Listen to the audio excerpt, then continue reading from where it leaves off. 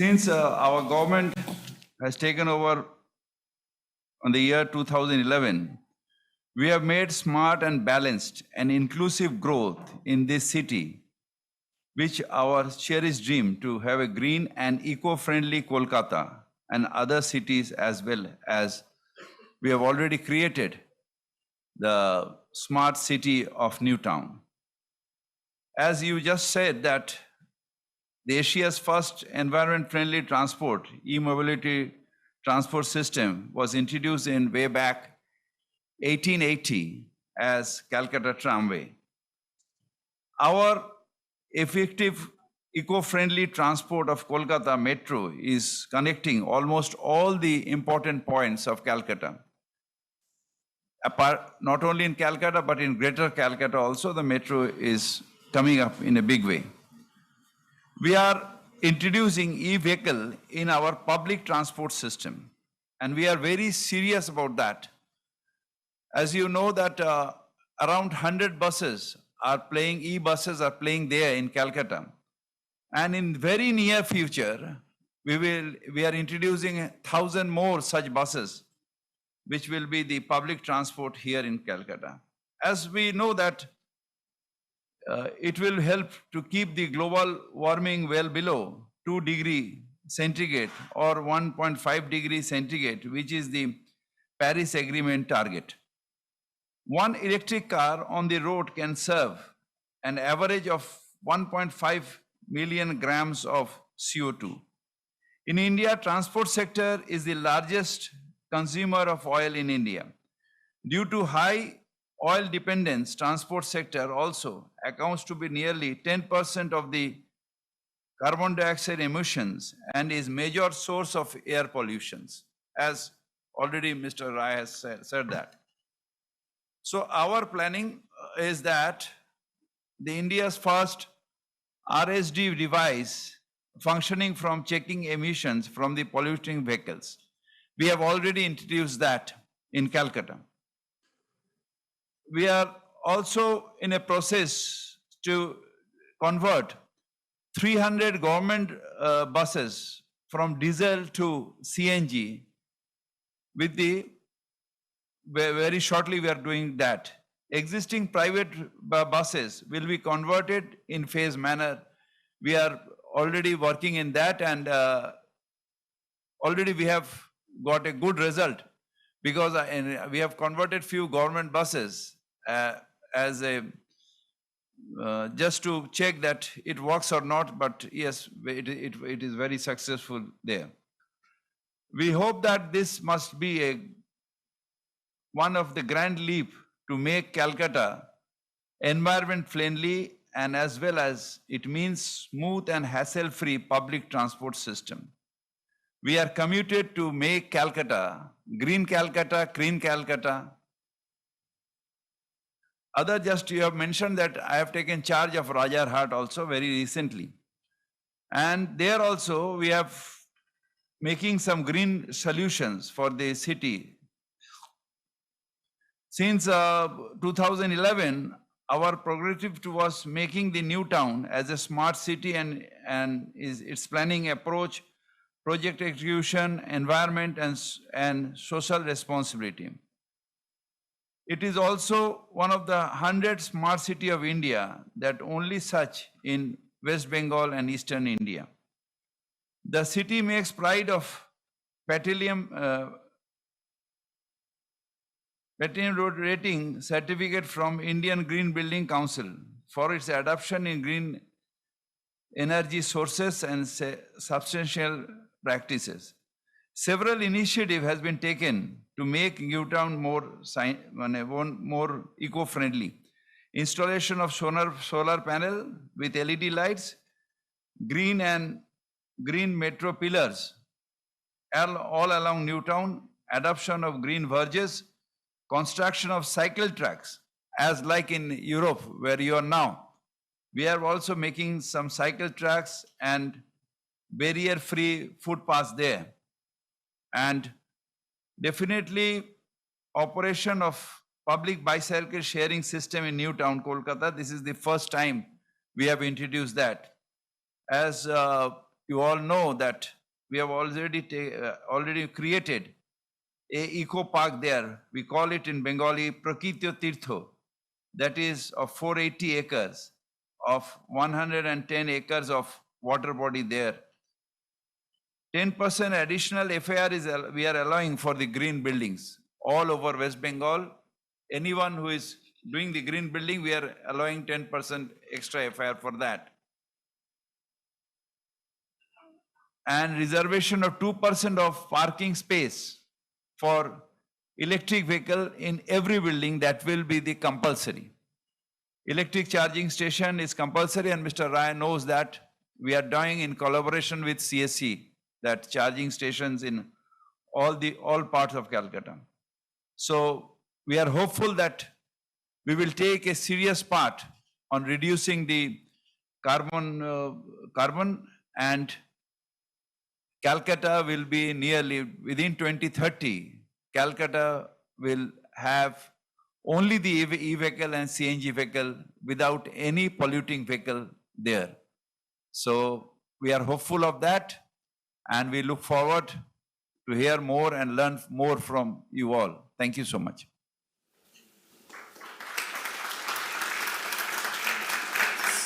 We have also already given a slide.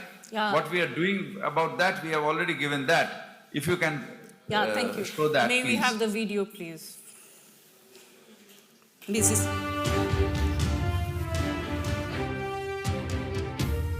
The City of Joy is pioneering in green solutions citywide. Thanks to a plethora of green initiatives, Kolkata can leapfrog to a more sustainable, energy-efficient future with less expensive outcomes. Considered as Kolkata's inherent pride and Asia's first e-mobility transport system, the Kolkata Tram has already been providing the city a sustainable and environment-friendly transportation since 1880. Although in present times, the Kolkata Metro, viewed as the lifeline of the city, has become yet another immensely effective, eco-friendly transport that is slated to expand in near future, connecting all important touchpoints of the city.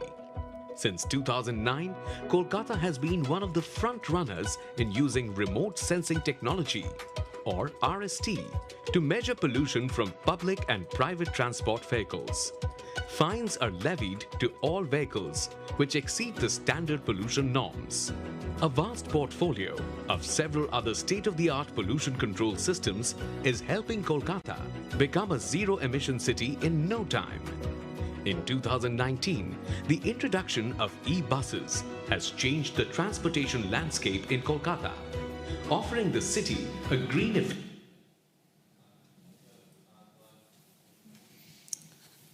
Thank you, sir. You all have listened to the commitment from the government of West Bengal, and which has been amply cleared and with a visionary speech by Janab Firad Hakim. He has mentioned about the ambitious plan. And the most important aspect I have seen, that because it is a city of hundreds of years of establishment, the sustainability speaks for keep the wheel running, as well as improve, as well as dovetail and incorporate the changes what is required for to have such commitment in near future to come.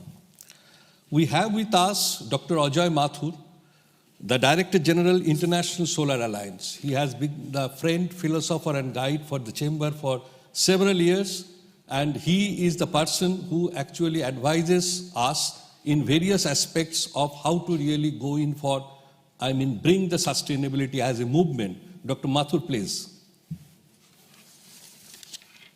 Thank you very much, Ray Saab, Mayor Hakim, Ray Saab, Mr. Dev Mukherjee, Neil Span, Angana, and all the participants. I wish I was there with you, and apologize for this not even second best option of being with you virtually. But may I thank the Bengal Chamber and the COP26 for enabling this participation, even though it is at some distance. As I looked at the program, as I looked at your discussion, very, very clearly, the two things come out very clearly. One, as Mayor Hakim has mentioned, and as Mr. Ray has mentioned, there is a huge emphasis on electric mobility. To me, the electric mobility movement has at least three parts. The first is the issue of the ownership of an electric vehicle. And that has things like cost effectiveness in it. It has how do you do financing of the vehicle? What is the kind of vehicle you have? A two-wheeler, a three-wheeler, a four-wheeler, or a bus? And in countries like India, this becomes very important. The second issue is the charging infrastructure, and a wee bit was talked about it a moment ago. And the third issue is the replacement of the batteries in the electric two-wheeler once the life of this is over, and therefore the kinds of both financing issues as far as the new batteries are concerned, as well as the issues related to the recycling of those batteries is concerned.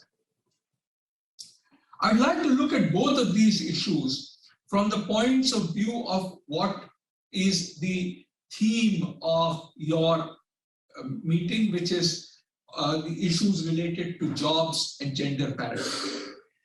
The first thing that I'd like to note is that in every instance, without any exception, we see that jobs increase as we move towards electric vehicles. There was a study which was carried out for the European Union, I think 2 or 3 years ago, which said that the number of jobs created by the electric vehicle industry would be double of the jobs that are lost because of the phasing out of the internal combustion engine. Now, this is a breathtaking assertion, primarily because when we look at the supply chain of internal combustion automobiles, there is a large number of components which are sourced from a large number of vendors, and consequently the expectation is that there is a lot of people involved. Well, that's true in theory, but what we are seeing is that there has been an increasing amount of automation as far as the production of parts for internal combustion automobiles is concerned, and this is true whether it be the European Union or the US or India. As we look at what is happening, in fact, the numbers suggest that the job creation due to two-wheelers and three-wheelers will probably be more per vehicle as compared to four-wheelers. And I think it is important to look at what happens. One of the key issues that happens is that in the charging space, we are seeing a lot more jobs being created. And since the number of charging stations needs to be more with two-wheelers, we see that the number of jobs has also increased. The second thing that occurs is on the production side. On the production side, what we are seeing is that as of the moment, the amount of assembly that is needed by electric vehicles is no less than that by internal combustion engines, and therefore in the plant where the internal combustion cars are made or electric vehicles are made, in those plants the number of jobs are actually not less. What is different is the amount of skills that are needed by people who are in the electric vehicle industry. Consequently, skilling becomes a major challenge. Let me come to the second point, which is that of the charging infrastructure. As Mr. Ray will know better than anybody else, this is a initiative that has been pushed at various levels of government and electricity distribution companies across the country. A year ago, a survey that was carried out by a leading think tank in India suggested that people are apprehensive about buying electric two-wheelers. This was a two-wheeler based survey. They are apprehensive about buying electric two-wheelers because of the charging infrastructure. Yet, when they had bought the electric two-wheeler, the owners of electric two-wheelers said that they largely charged these at home. In other words, the charging infrastructure needs to be there to draw people into the market. This is for two-wheelers. This is not, by the way, for four-wheelers. But what it suggests is that the home charging makes electric two-wheelers very attractive for women. Study after study in India has shown that the refueling is the part that women most dislike in the whole process of owning a two-wheeler. This is because of many reasons, being in long queues, queuing up with a lot of people, including men, the kinds of security issues that it has, all of that are part of this. Consequently, at least for two-wheelers, we see that with electric two-wheelers, we see an increasing ownership of two-wheelers in the women sector. The challenge here, of course, is the creation of an infrastructure. As I said earlier, this is an infrastructure that needs to be created, yet it may not be used. But people need to see it to allay their range anxiety issues.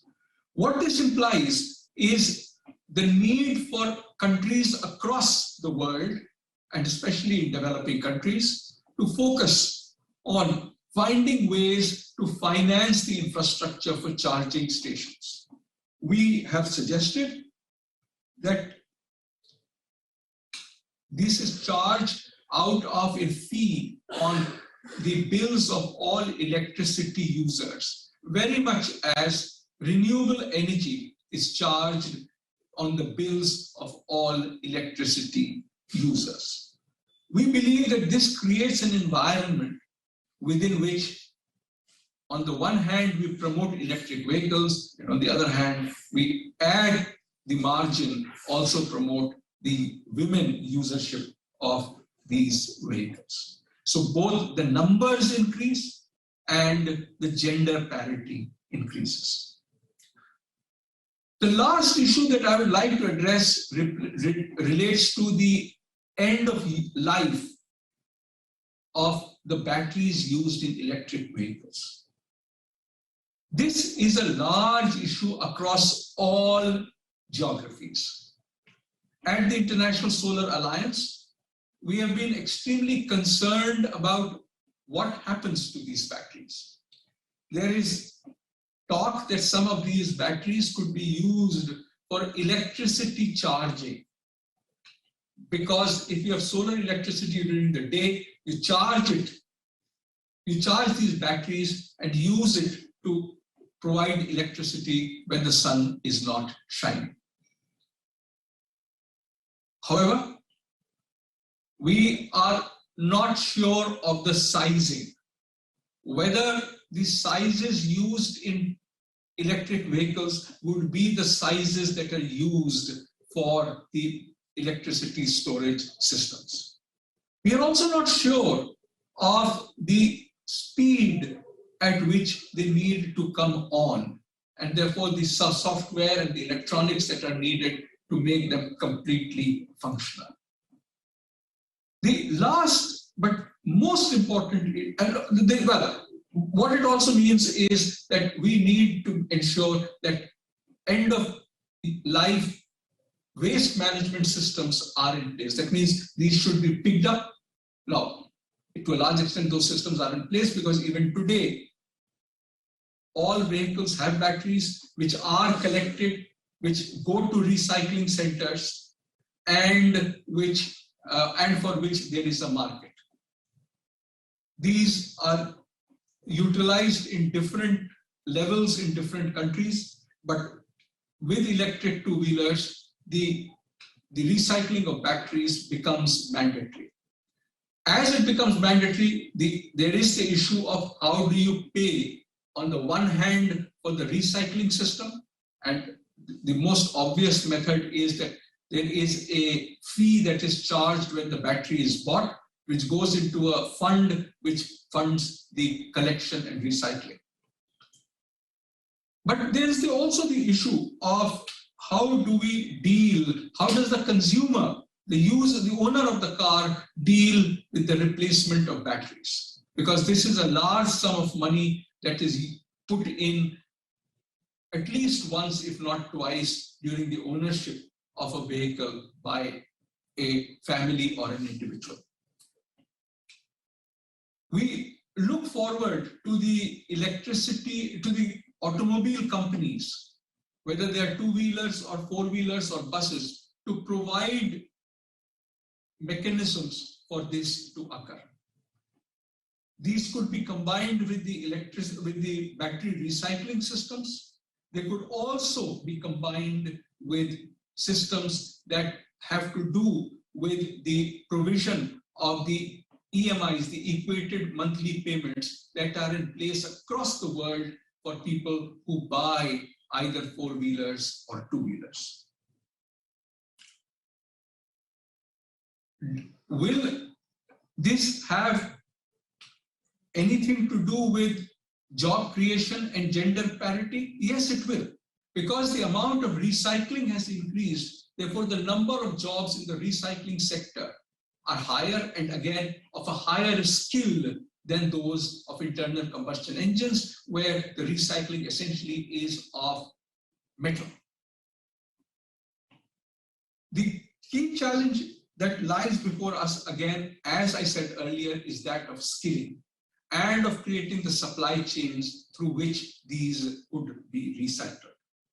I would like to end with an observation, and that observation has to do with the fact that we are moving towards electric vehicles in a major effort. Various assessments across the world figure that about 30% of the vehicles that are sold in 2030, or let's say at least 30% of the vehicles that are sold in 2030 would be electric vehicles. There are numbers which push them to 100%, but 30% is the minimum that I have seen. What does this mean?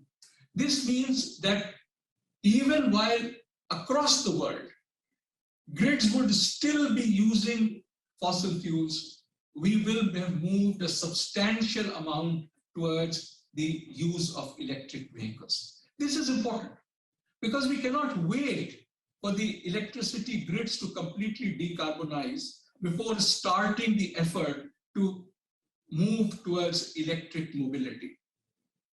Electric mobility takes time for you and I and for the infrastructure to develop. And hopefully this would have been completed by the time the grids are decarbonized, so that we can get decarbonized electricity, and this electricity is then taken up by the electric vehicles, which are popular, which are effective by that time. I want to thank you for your attention and wish you all the best in these deliberations. Thank you very much. Thank you. Thank you, Dr. Mathur.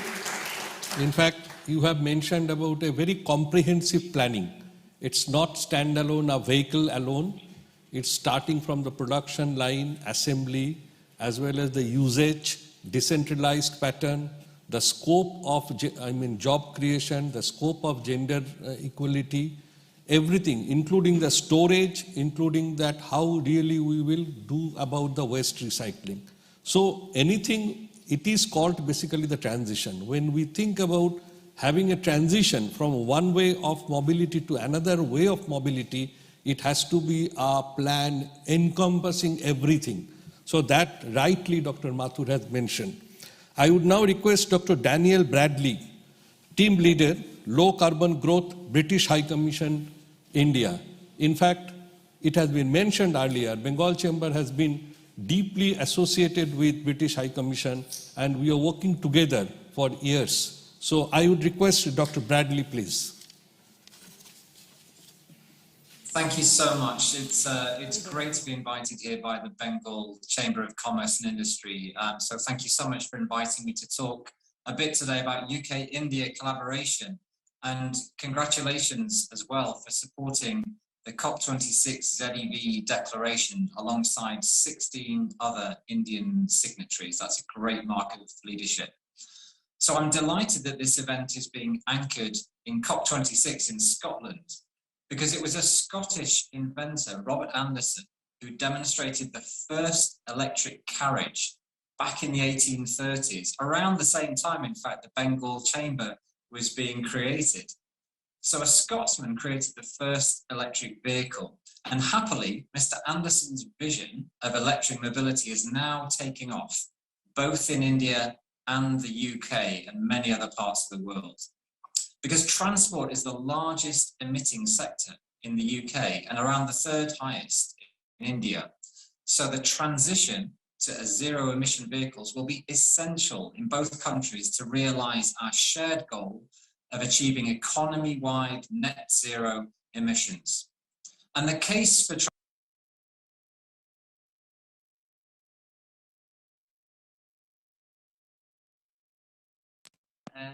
good green job for all. And here in Delhi, air pollution has been at hazardous levels for the last week, and the pump price of petrol is at an all-time high, driven by volatile global energy markets. And in that context, the idea of electric vehicles looks pretty attractive. And the Indian government agrees with their clear vision for shared, connected and electric mobility, which is driving change. Their new national policy is incentivising faster adoption and manufacturing of electric vehicles, and more than 10 states have released EV policies, at least 4 of those supported by UK collaboration, including West Bengal, where we're also working with Minister Hakim and Mr. Sen on city twinning and creating an EV accelerator cell to drive implementation. So cities are key actors. Congratulations to Kolkata for its internationally recognised progress in electrifying public transport like electric buses. And we've seen this e-mobility movement in India receive a fresh boost at COP26 last week from Prime Minister Modi's historic net zero commitment, and by India's support for the Glasgow breakthrough on transport, as well as the zero emission vehicles declaration being released today. And this leadership from India really signals the end of polluting road transport and the start of an exciting journey to zero emission transport. And through collaborative action, it will accelerate. And that's why our Prime Ministers have agreed to make clean transport a strong element of our strategic 2030 roadmap for bilateral collaboration. And we're committed to bringing the best the UK has to offer to this partnership, our policy best practice, our growing ZEV supply chain, and our cutting edge innovation. And we've made a really strong start with multiple projects, very vibrant visits going both ways to exchange learning on common challenges. How to plan and design smart charging infrastructure, how to drive battery innovation and manufacturing, and how to nudge consumer behaviour. Looking at all types of vehicle, from buses to two-wheelers, recognising the importance of these in India for inclusive and accessible mobility. We've worked with 4 Indian states to help shape their new electric vehicle policies, and with 5 cities on EV deployment and charging infrastructure. But as we've been looking at in today's session, the clean transport revolution is not just about technology. It's not just about vehicles and charge points. It's about people. So with that in mind, to encourage consumers and businesses to take up EVs. We've worked with Niti Aayog on a new national electric vehicles web portal, which is launching today here at COP26, which is very exciting. To help workers prepare for new EV jobs, we've worked with the Government of India and Tata Institute of Social Sciences on new skills programs to make sure people are equipped for this revolution in mobility. And to ensure EV solutions are accessible for all, we've created 3 electric bus routes in Kakinada with 40% reservation for women, people with disabilities and the elderly. And to create new electric mobility livelihoods for women, our social enterprise partnerships have trained women to drive electric 3-wheeler rickshaws in 3 cities, providing safe, affordable and cleaner last mile connectivity, which in turn provides a service to female passengers. And our Moving Boundaries campaign is encouraging women in over 20 cities to access similar opportunities as part of a broader program which has raised the income of around 4,000 women through energy-related enterprises. Not the least, our brilliant businesses are a vital part in this picture, and they're also creating green jobs in the ZEV supply chain. The UK's EO Charging are making their cutting-edge smart chargers in India, and Go Zero Mobility's Indian-made e-bikes are getting commuters to work in places like Kolkata. So the road to a zero-emission vehicles revolution has begun, and it's essential to keep our goal of 1.5 alive. And our first steps together on collaboration have massive potential to scale up and drive real results. So collaboration will enable us to go further and faster together. It will reduce the costs for all and ensure that no one is left behind. Thank you. Thank you. Thank you, Dr. Bradley. Starting from the Scottish invention, sitting in the city of Glasgow on the e-vehicle, and ending to the voice of collaboration, which is probably the need of the day. Very relevant, very pertinent, and you have mentioned about the very ambitious plan what we have taken. I would now request Mr. Arnab Basu, Vice President, Bengal Chamber of Commerce and Industries, and industry and advisory leader and partner PwC, to convey the vote of thanks on this inaugural part. Thank you, Mr. Roy. The Bengal Chamber of Commerce and Industry expresses its sincere thanks to the COP26 organizers for extending this opportunity of presenting today's panel discussion on accelerating electric mobility with green jobs and gender parity at the COP26 in Glasgow. Today's participation involves an enriching journey for us for the last couple of years, engaging with different stakeholders with the objective of accelerating electric mobility. We would like to especially mention about the British Deputy High Commission, with whom the Bengal Chamber have organized the run-up events to COP26, as you heard. Dr. Mathur, Director General, International Solar Alliance, has been a friend and guide to the Chamber, and who has always encouraged us and supported us in our initiatives towards green solutions.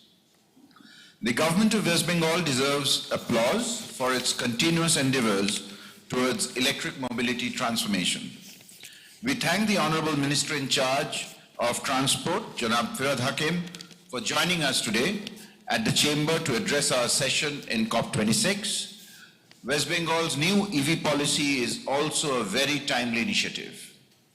Our sincere thanks to all the participating organizations today: Powerwall Limited, Bandhan Bank, Exide Industries, CESC, and Motorvolt Mobility Private Limited. All stakeholders of electric mobility ecosystem who are making a difference by their respective roles. Shri Devashish Sen, Chairman of Newtown Kolkata Development Authority and Newtown Kolkata Green Smart City Corporation, is also in the panel discussion later today. Kolkata Satellite City Newtown is already a benchmark for green mobility, with a number of initiatives supporting and promoting environment-friendly transport solutions. We look forward to witnessing this EV initiative of Newtown ascending greater heights in the future and becoming a global case study. We appreciate the audience at the venue in Glasgow, at the chamber here in Kolkata, and all those who are viewing us digitally across boundaries for carving out your time and being with us. A special thanks to our friends from the media. We hope to reach out to even larger audiences through you. Thank you once again. Back to you, Mr. Rai. Thank you. Thank you, Arnob. We will now close this part of the deliberation. I would now hand over to Debe Mukherjee, immediate past president of Bengal Chamber of Commerce and Industry, to moderate the session on stories on rollout experience offering potentials of scalability and replication on e-mobility. So I would request Mr. Mukherjee is not only the immediate past president of Bengal Chamber, he is one who has always been a motivator, driver for the cause of sustainability, what I have seen last couple of years, and it is a pleasure working with him. So I would now request Mr. Mukherjee to take over, please.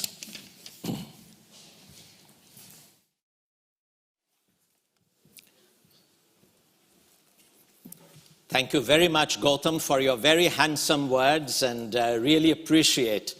Well, good afternoon to all of you, and good evening to my friends in India, my colleagues in India.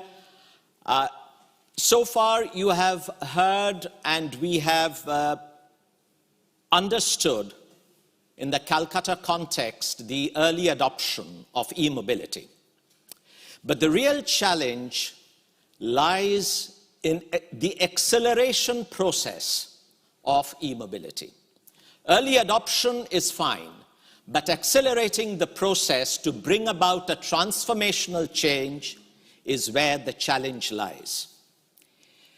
And if you would permit me, I would say that this transformational change is highly context sensitive in terms of the geography, in terms of the ecosystem, and in terms of the players that work around it.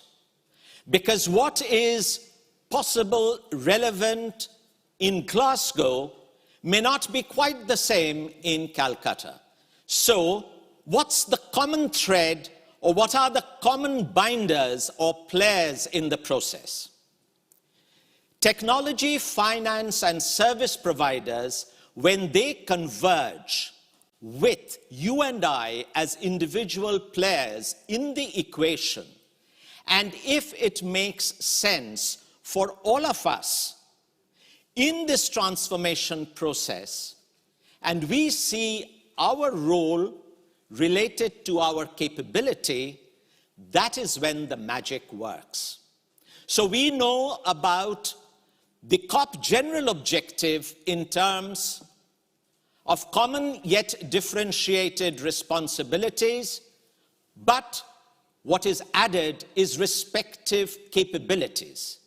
And that is how we as players come together and try to make this work.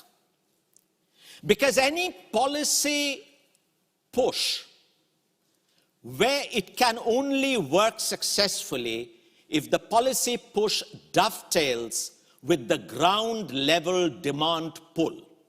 Only then, as I said, the magic works. We have put together a very interesting panel, and we will kickstart an interaction and possibly some interaction with you, audience, and make this deliberation or this panel discussion little meaningful, with a very clear objective as to how we can bring about this transformational change in an accelerated manner. And that is how we are going to take the discussion forward. You have heard our mayor and the minister talk about the general idea as to how the transformation is happening in e-mobility in the city of Calcutta and the greater part of the city. But allow me to introduce you to Mr. Debashish Sen, who is actually the person on the ground who has delivered the e-mobility solution in the context of Calcutta, in the context of the greater city of Calcutta. So he will kickstart the panel discussion, this afternoon, followed by a set of 5 other speakers who would, as I said, represent technology companies, service providers, as well as finance, and see how it can all work together in bringing about this change in an accelerated manner. Over to you, Mr. Sen, for your initial comments. Well, thank you very much for this opportunity. Good afternoon to everybody in UK and good evening to everybody in India. So since it's a panel discussion, I'll be very short and crisp in making my points. As the moderator, Mr. Mukherjee, very rightly said, it is not only technology, it is not only finance, it is not only service provider, but it is the whole ecosystem that needs to be churned if we want these eco-friendly EV vehicles to go on. And this is exactly what we zeroed on, and in collaboration with the Bengal Chamber of Commerce itself, when last month we held a 3-day, for the first time, electric vehicle carnival. Yes, you heard that right. Carnival in Newtown, Kolkata. A carnival is a place where you go, a mela in Bengali is a place where you go with family, friends, have a popcorn and ice cream and look around.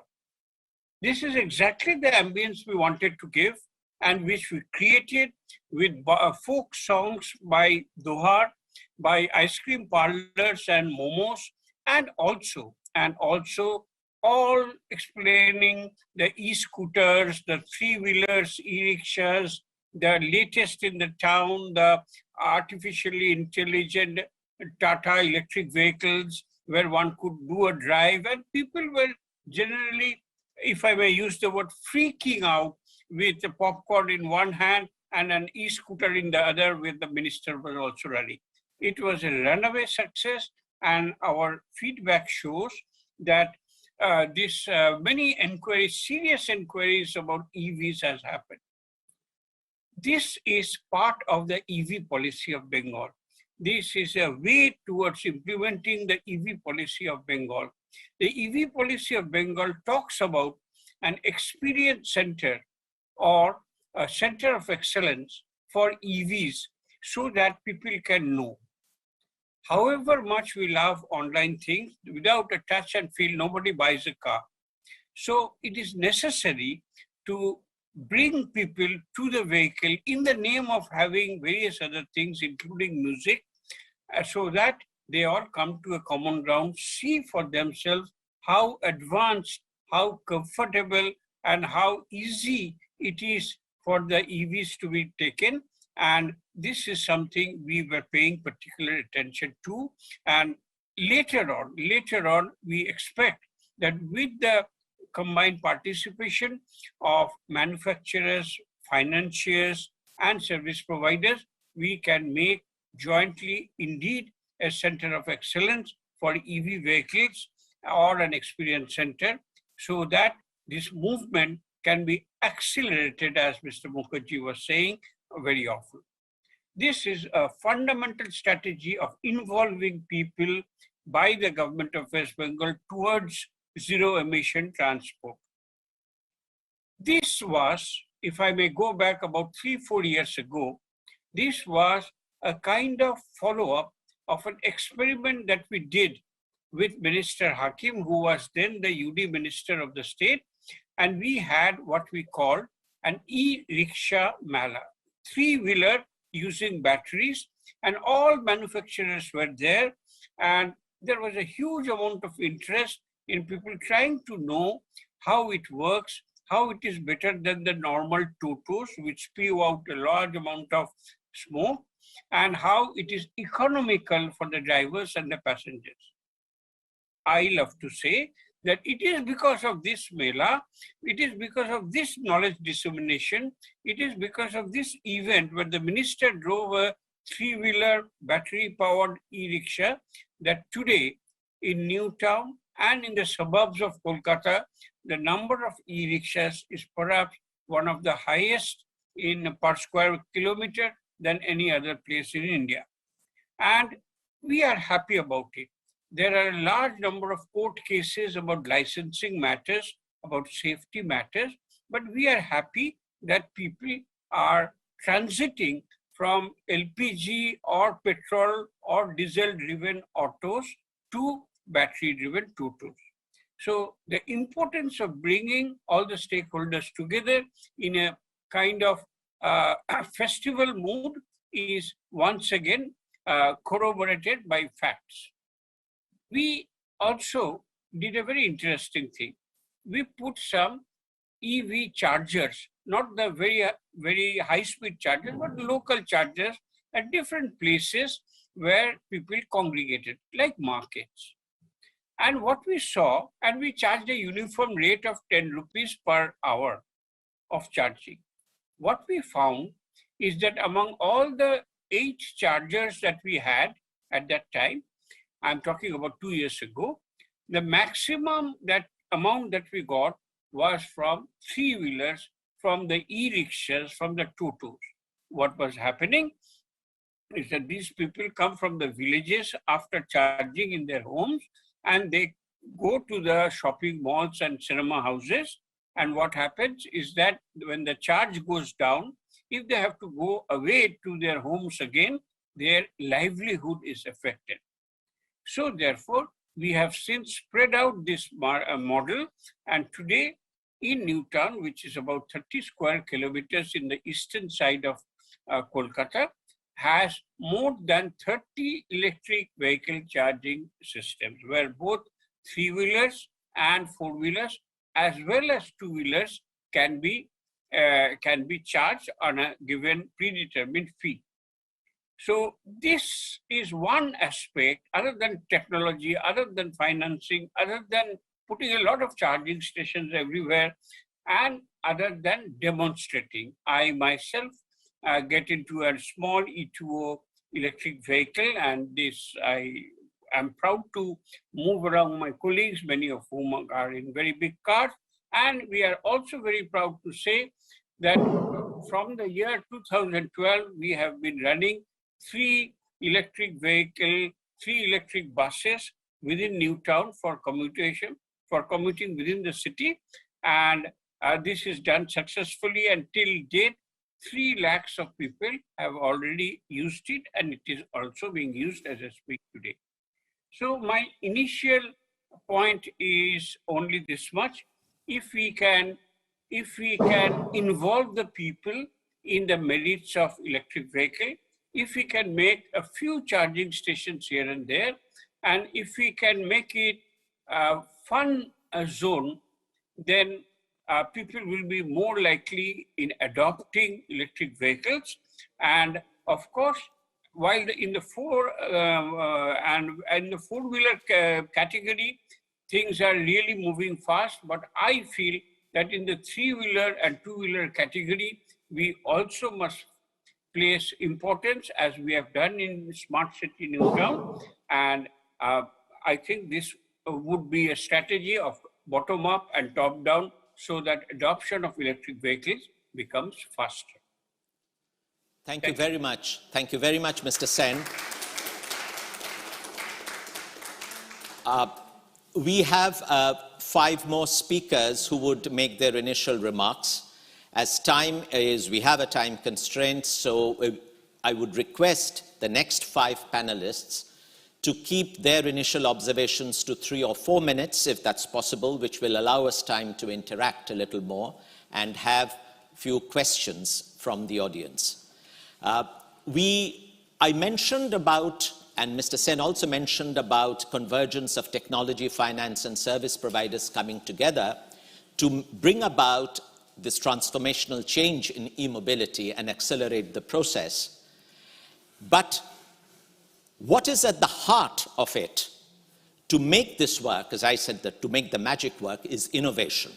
And here we have one company that has taken innovation in letter and spirit. They are implementing innovation in technology application and deployment and transformation of business models. So a company called Powerwall, represented by its CEO, Neil Spann, who is here with us. So Neil, very quickly, some observations about how innovation is working with you.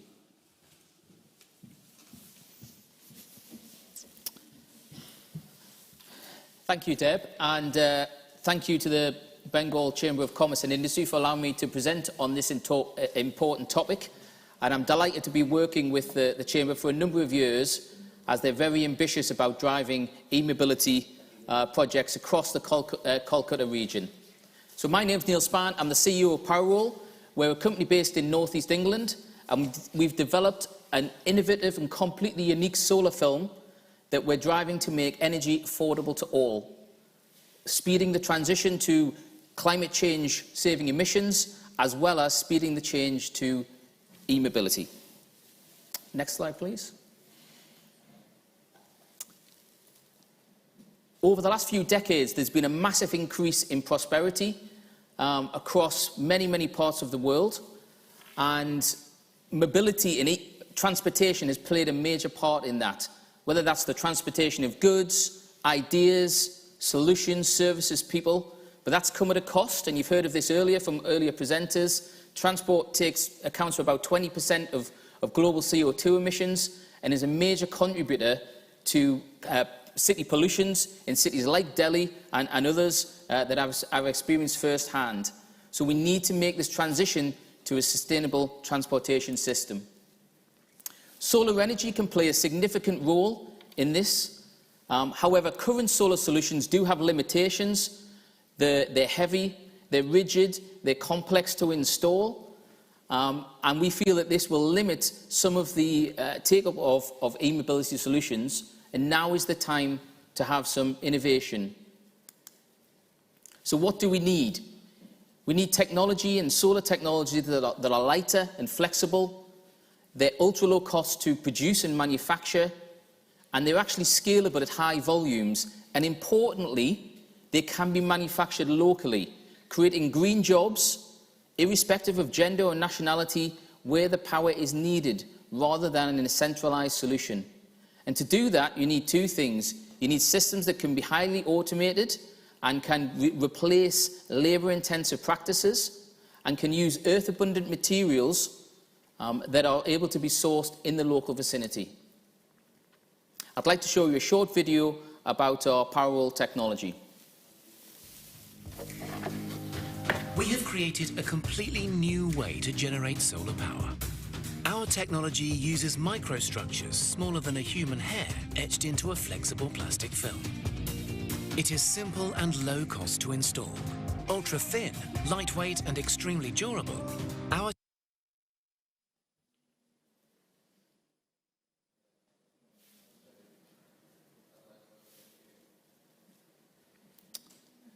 I think the video may have cut a little bit short there, but I'll fill in where the video didn't cover. So I'm delighted to be able to show you some of the first output from our pilot production line in the northeast of England. This is a film that it's super lightweight, it's flexible, it's low cost, it can be manufactured in any part of the world. We're working with partners in India, Japan, and in parts of Africa, UK and Europe to bring this technology, and we see this as a very, very powerful potential use case for e-mobility. So as we speed on the transition to e-mobility, we do need technical innovation, and that's what our vector we're talking about in this session is going to be, but we also need innovation in business models and adoptability of technologies. So we've talked a little bit about our technology. It's ultra low cost, it's flexible, it's scalable, it's lightweight, it's portable. It has an ultra-low carbon footprint, much lower than traditional solar technologies. And I'm just going to leave you, because I know we're keeping these sessions pretty short, with a couple of vision statements and what we see. We see our solar film being manufactured globally and deployed around the world. And let me give you a couple of small examples. We see a girl riding an e-scooter with rows of our solar film on the back of that scooter, ready to be deployed in villages, locally, creating green jobs and providing energy access to all. She then drives home, and she then plugs her recharger in with our solar film on the rooftop of her building, and then she's able to complete that again. A second idea would be providing absolutely innovative charging solutions. We've talked about charging infrastructure, irrespective of the structure of the building, irrespective of the structure of where this is. Our solar film can provide that energy everywhere.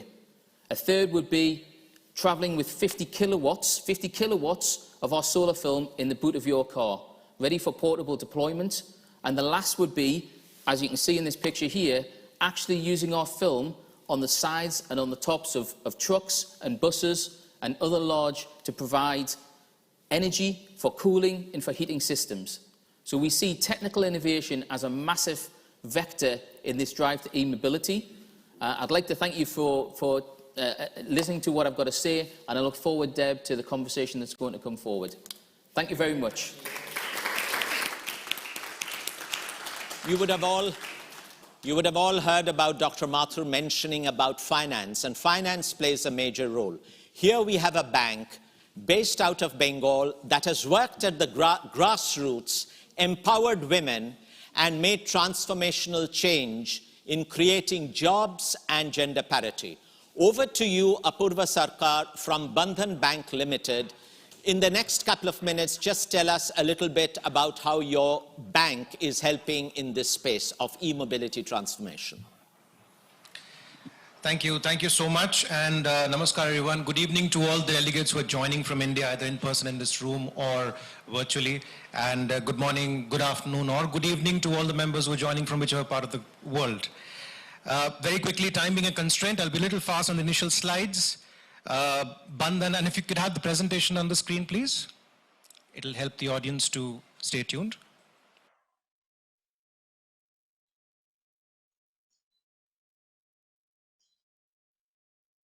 Okay, while the slides come up, let me just continue with this. So Bandhan started its journey, and there you are. Bandhan started its journey in 2001 as a not-for-profit organization, and was involved in microfinance for women from not-so-privileged areas. In 2009, because the microfinance portfolio gained enough strength, it converted itself into an NBFC, non-banking financial corporation, and the NGO continued its independent existence and was engaged in community development programs. In 2015, the Reserve Bank of India gave a banking license, a universal banking license to the NBFC, which was Bandhan Financial Services, and this was the first instance of a microfinance entity becoming a universal bank in the country. Next slide, please. In 2001, when Bandhan began, the idea was not to give alms or charity to the people who needed finance most. So it was about creating sustainable livelihoods. So sustainability is at the core of what Bandhan has been doing all these years, and it continues to be one of the important features of what Bandhan takes up as any initiative or project. Next slide, please.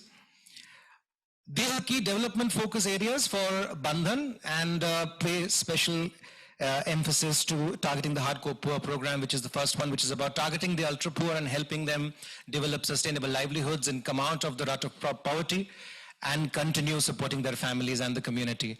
The other programs are health, education, employment generation, and financial literacy, all of which are very important from the Indian context in the current situation.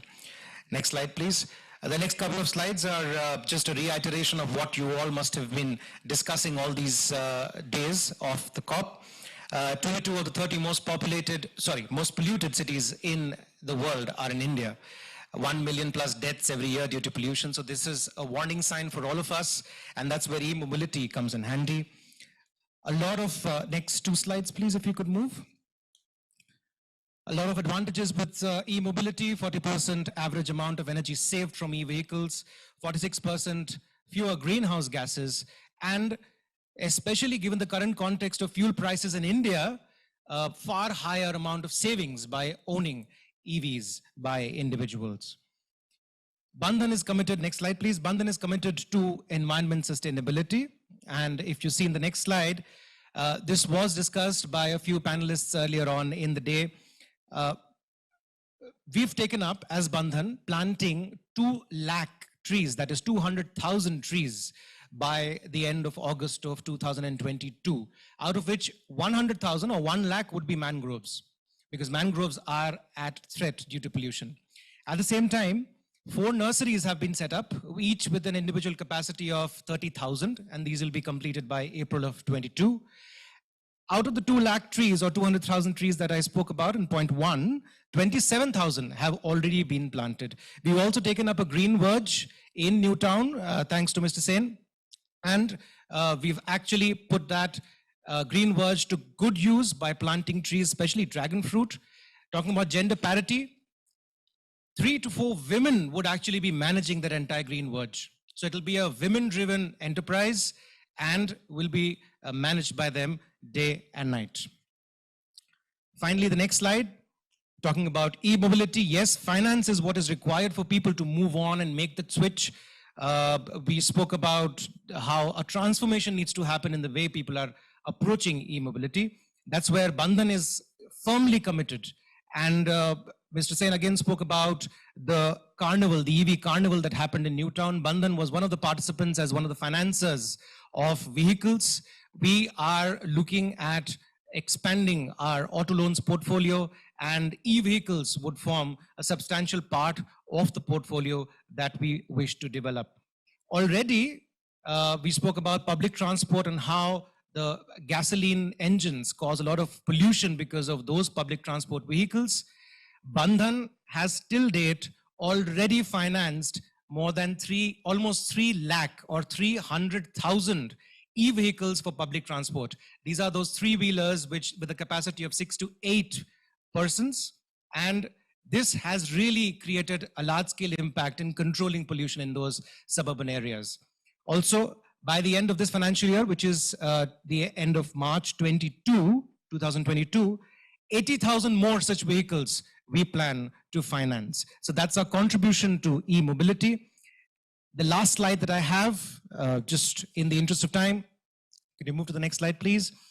These are just 2 examples of how Bandhan has actually helped people not just own EVs for public transport, but also generate their own sustainable livelihoods because of those.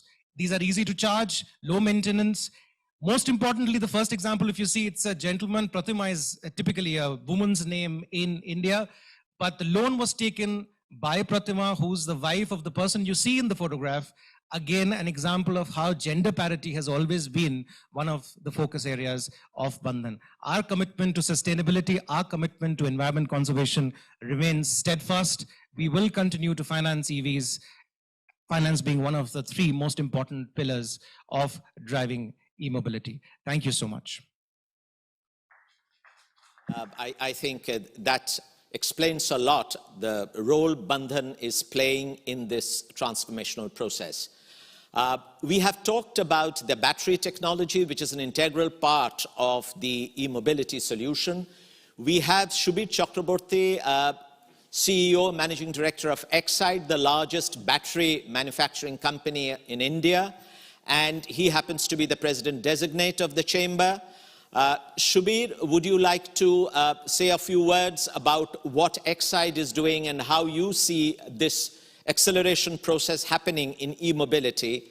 And if you could keep your observations to about 3 to 4 minutes, please. Over to you. Thank you, Deb, for this opportunity. I hope I am audible. Yes, of course you are. Yeah. So good afternoon, good evening, depending on where you are located. It's a real pleasure and honor to be amongst so many luminaries.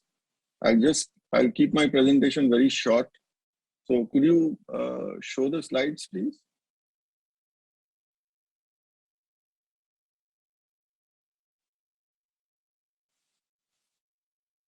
Can you see the slides? Because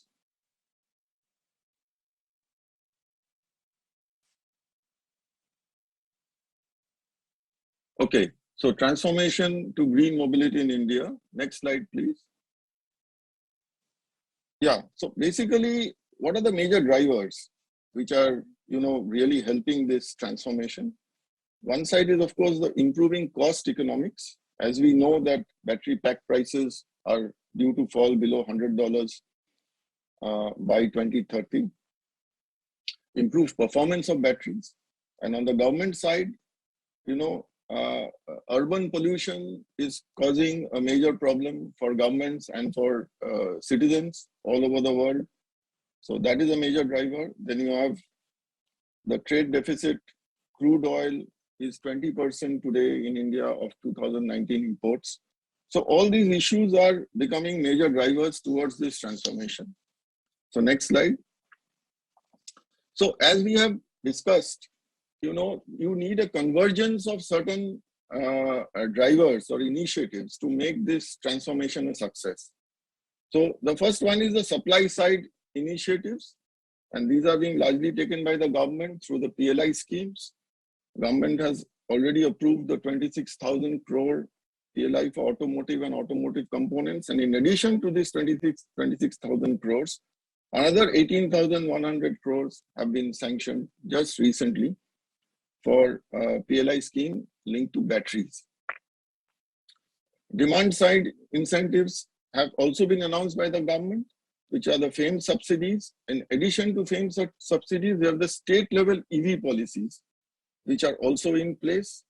Maharashtra provides fiscal incentives to EV buyers. Other states such as Gujarat, Assam, West Bengal are also offering a higher per kilowatt hour incentive along with road tax exemptions. And then you have adoption of green technology. This is not only limited to e-vehicles, but also metro rail systems and other such initiatives which are being taken by the government.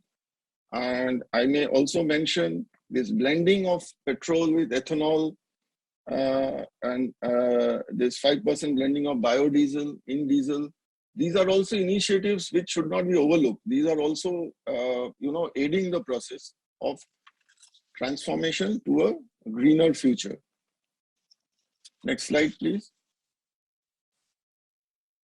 So we have today, Exide, we have taken certain baby steps individually as a company towards this transformation. We have built a state-of-the-art module and pack making facility in Prantij in Gujarat. And that is scheduled to go in production from fiscal year, from the next fiscal year. And we hope that will aid the process of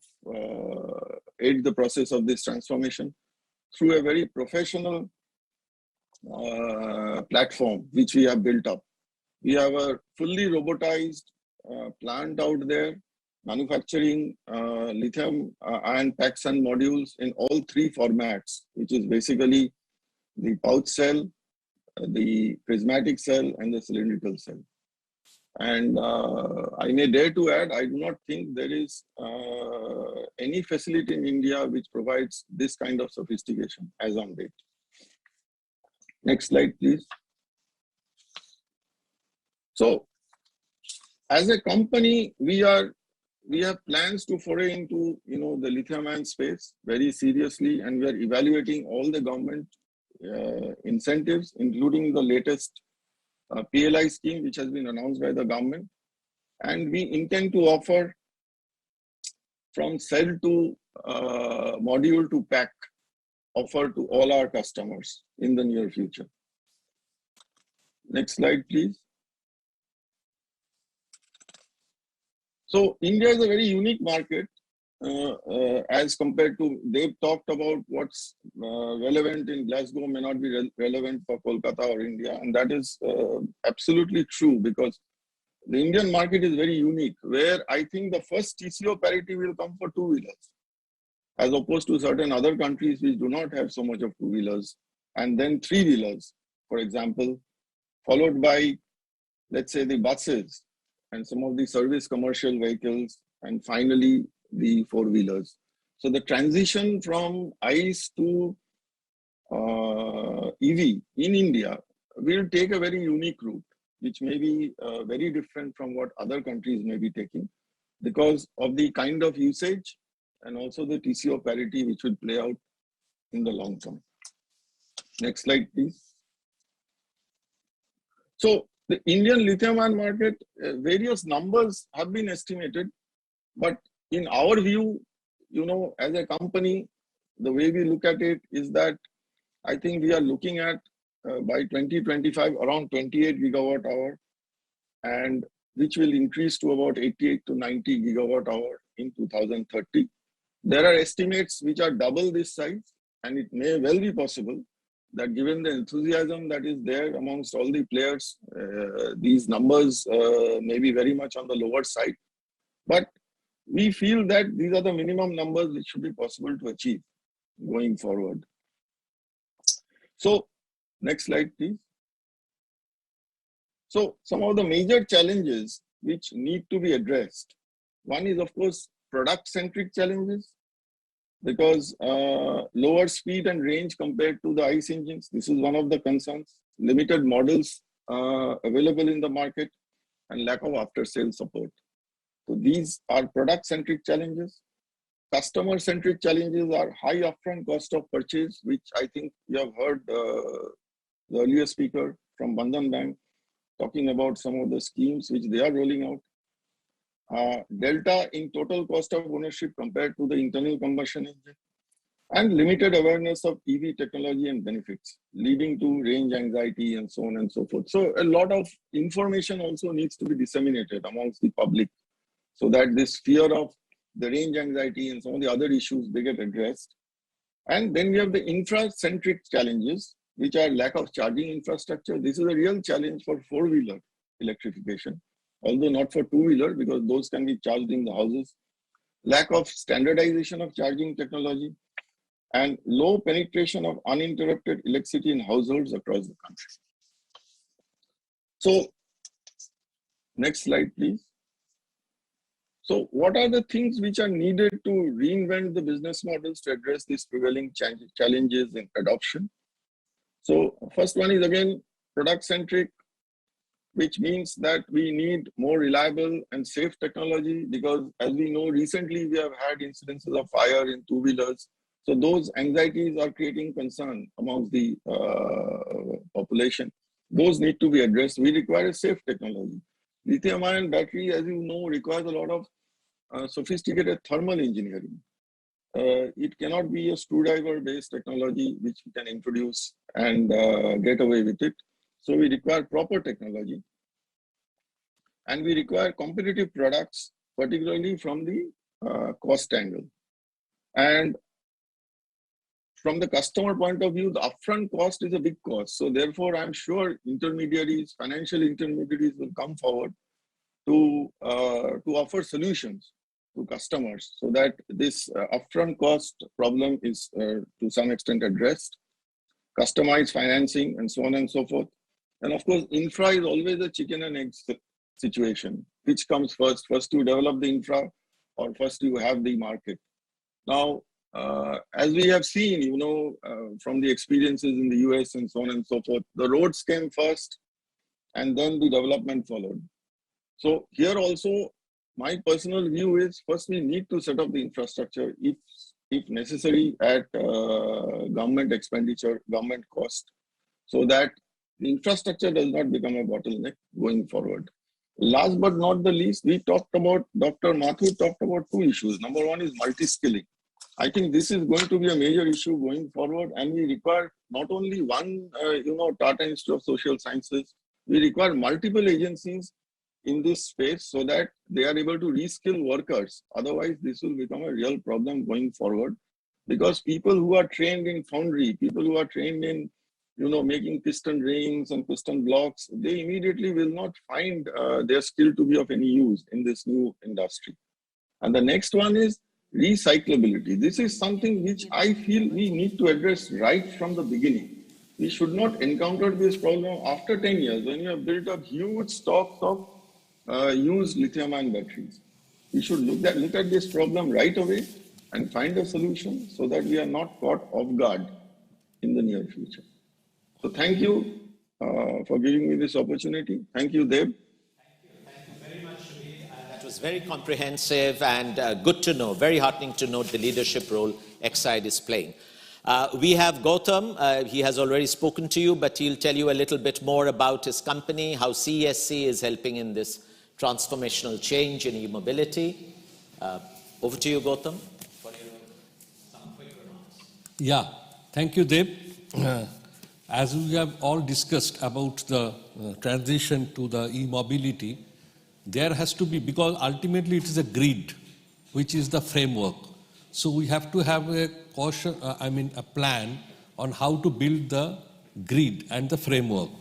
And definitely there are obligations like renewable power obligations are there, RPO, what we have called for the DISCOMs. There are green term ahead market is now operating in the country, which is also promising and very, very successful.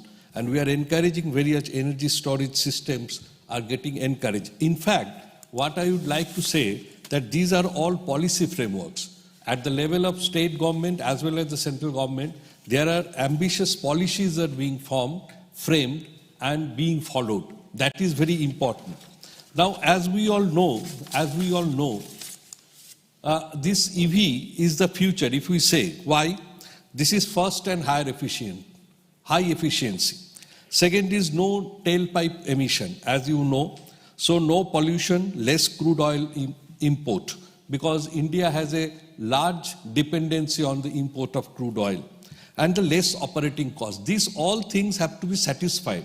And that's where the infrastructure plays a very important role. Why? Because at a time, if all the charging stations are really getting charged and there is not really a system behind it, there is a possibility of spikes in the demand, which we called the network resiliency. And that infrastructure has to be properly built in. And it is also important to drive and motivate the consumers to use those infrastructure in a specific time of the day, because in that way we have to design the tariff. Because that's important. In fact, the time of the day when the other demands are less, if we can utilize those infrastructures for the charging during that part of the day, it will be mutually beneficial, both for the consumers as well as for the utility. And these plans has to be properly taken care of. In fact, so there are elements like consumer awareness. It is not only the question of that motivating people, it is also how to make discipline, how to bring discipline on the use of the charging, that's also important. And definitely the storage component we have already discussed, these are important. Now, as the time is short, I will not speak much of it, but definitely we have discussed on the possibility of green job creation as well as gender equality. Now, here the most important aspect I would say that there is a need for the skill development. Skill development at large, that is extremely important, otherwise it will not be a sustainable model. As an utility, I can only tell that we have been promoting this cause. We have given supplies to all the e-vehicle, e-buses, what have been mentioned at the beginning of the session by Honorable Minister in charge. And we have set up on our own the public charging stations to create an examples in the city in collaboration with the municipal corporation. Because these are some of the promotions. We do not know. It is the chicken and egg issue, as has been said, that infrastructure first or the vehicle first. We do not know. But somebody has to take the lead. And definitely we are not only restricting to set up the infrastructure, we have started using our e-vehicles for our own use also, as to set up the examples, to take a lead in this role, to make the people motivated. So I think with these efforts, and definitely the utility and the distribution utility, CSC, is a 120-year-old company. And it is one of the best run and best efficiently operated DISCOM in the country. So we are ready. We feel that the electric mobility, if it is the future of the day, the network resilience, the infrastructure facility, and the tariff module has to be designed properly, and we all are there for that cause. Thank you. Thank you. Thank you very much. I think that's very positive. Very positive. The final speaker, just 2 or 3 minutes, Manohar Bethapudi from Motorvolt Mobility. What's your business model? What's your business service delivery model?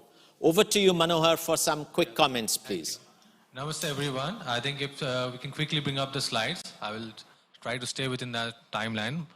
And while the slides come up, I just want to give the context of how actually India moves. You know, if you look at the situation around regions and across income levels, we would observe that 60% of the population is largely two-wheeler based.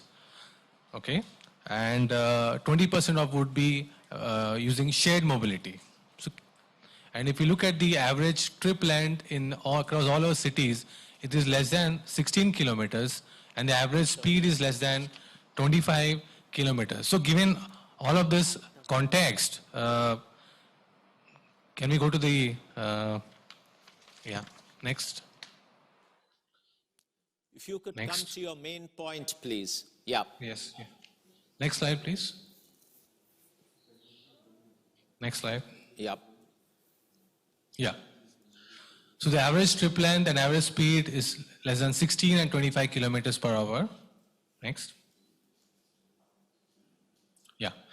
So clearly, two-wheelers come across as a major, opportunity for electrification. But what could be the other opportunity? Next. We see that there's a large section which is like bottom of the iceberg, which represents about 300 million users, which could be also electrified. Therefore, Motorworld is aspiring to electrify both the visible and I would say the invisible users. Next slide. Next. Yes, we could see the if I say hypersensitive localized delivery using three-wheelers. So that's the focus, two-wheeler and three-wheelers. Am I correct, Manohar? Yes, the focus and that's is on the space. Yeah, the focus is on two-wheelers. Just coming to the impact, what we have seen with our customers. I mean, Motorworld, in fact, it is India's first and only company to have launched smart connected electric cycles, which can go up to 100 kilometers. And what we have observed in our 1 year of doing retail is 30% of our customers actually own four-wheelers, and 35% own two-wheelers, and 35% do not actually own any transportation. So that clearly indicates our thinking that it's not only two-wheelers, gravitating towards electric, but there's a large set of users which can also be drawn into two-wheelers. Given our existing infrastructure, which is already crowded, the speeds are already less than 25. There is no need to create additional, I would say four-wheelers or buses, because there's absolutely no more space to really replace them and then get them. It is not going to happen. So we said, okay, electric two-wheelers is the right space where we can quickly transition without creating a large footprint. So what we have seen in the impact, daily, we have seen the impact across 2-3 areas. The first being daily commute. Maybe someone can change the slides to that particular order. Slide 24, please.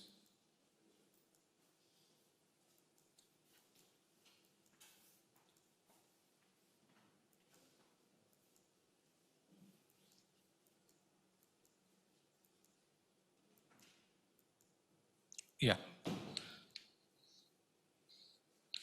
So what we have seen across both daily commute and last mile delivery is that electric cycles are actually having impact on both time and also the income. What we have seen is in daily commute, people are actually able to save a lot of time in commuting and also save money. An electric cycle costs just 7 paisa, vis-a-vis almost close to $1, even if you're using public transport. So clearly there is saving in terms of daily commute. Likewise, we have observed that in last mile delivery, people are using cycles and have moved towards electric cycles. They are seeing their income increase by a significant 20%. The average work hours have reduced from 12 hours to 10 hours, and the daily deliveries have increased by 25%. While actually having great comfort. Earlier they used to have, by the time they used to reach home, they used to have a lot of body pains, but today you can say that 80% of that is addressed. So what we are seeing is, next please, e-cycle can actually be positioned as an economic tool where people who normally start from a regular cycle and take maybe 2 to 3 years to reach to the level of a petrol scooter can actually, with the help of finance, get an electric cycle and start raising their income from day zero itself. Next please. What we have also seen is electric two-wheelers, I think one of the speakers already mentioned, and actually has a positive impact on women workforce. So definitely there are many factors. Some being the fatigue is less, there is no license or registration requirement, and definitely it is cost effective. Next slide, please. Manohar, I think we need to close the session now. So thank you very much for your presentation. We from Bengal Chamber would definitely provide the forum and the opportunity for all the players to get connected to bring about this transformational change in e-mobility. Thank you very much, all of you, the speakers and the audience, for your participation and your time. Let's hope all of us can help in this transformational change, accelerating e-mobility with generating green jobs and bringing about better gender parity. Thank you very much indeed, and thank you, COP26, for the opportunity.